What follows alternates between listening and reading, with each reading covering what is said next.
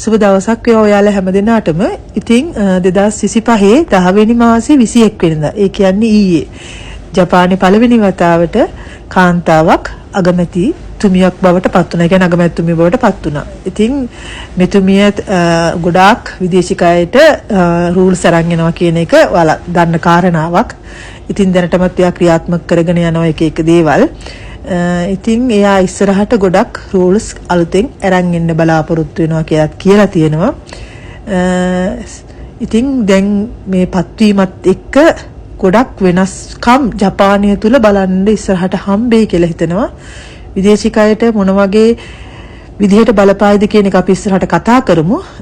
ඒ වුණාට දැනට මේ වෙනකොට ඇවිල්ලා තියෙන එක නීතියක් තමයි විදේශික ළමයි විතරක්. ඒ කියන්නේ ඉන්ටර්නැෂනල් ස්කූල් වලට රජයෙන් හම්බෙන ආධාර හම්බෙනවා. ඒ කියන්නේ ඉස්කෝලේ පවත්වාගෙන යන්න ඒවට දෙන ආධාර නවත්තන්න යන වැඩසටහනක් මේ ක්‍රියාත්මක කරන්න යනවා. ඉතින් එතකොට ඉන්ටර්නැෂනල් ස්කූල් වල ඒ කියන්නේ ඇතුළත් වීමේ ගාන එහෙම ටිකක් වැඩි වෙන්න පුළුවන්. මොකද ඒක රජයෙන් එකට දෙන ආධාරයක නැති කරන්න යනවා. ඉතින් ඒ වගේ දේවල් ඉස්සරහට තව දැන් මේ ඇවිල්ලා එක දවසයිනේ. ඉතින් ඉස්සරහට ඒ වගේ ගොඩක් වෙනස්කම් සිද්ධ වෙයි. ඉතින් අපි පුළුවන් තරම් මේක ගැන අවධානයෙන් ඉන්නත් ඕනේ. ඒ වගේම අපි හරියට පරිස්සම් වෙන්න ඕනේ. නීති කඩන්න යන්න එපා, රූල්ස් කඩන්න යන්න එපා. ඒක අපිටමයි බලපාන්නේ. ඉතින් අපි පුළුවන් තරමක් අවධානයෙන් ඉන්න ගමන් මේ රටේ තියෙන නීතිවලට අනුකූලව ජනේක තමයි හොඳ. ඉතින් දැන් මෙතුමිය ඉස්සරහට ගන්න බලාපොරොත්තු වෙන වැඩ ගොඩක් තියෙනවා. අපි ඒව ගැන ටික කතා කරමු. දැනට ඉතින් මේක තමයි ඔයාලට දෙන්න තියෙන පණිවිඩය.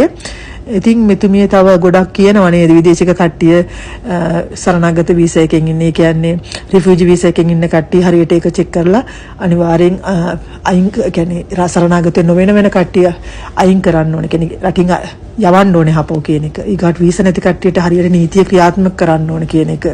ඊගාවට වැරදි වැඩ කරන අයට අනිවාර්යෙන් නීති තද කරන්න ඕනේ කියන එක. ඒ වගේ ටැක්ස් ගෙවන්න නැති අය, පෙන්ෂන් ගෙවන්න නැති අය ඒවා ඔක්කොම චෙක් වීමක් ඉස්සරහට වෙනවා අනිවාර්යයෙන්ම. ඔයාලා දැම්ම ඉඳලම ඒ දේවල් ගැන හොඳ අවධානයකින් ඉන්න ගමන් ඒවා Tamanට තියෙන රූල්ස් නේවා. මොකද අනිවාර්යෙන් ටැක්ස් ගෙවන්න ඕනේ. අනිවාර්යෙන් පෙන්ෂන් ගෙවන්න ඕනේ.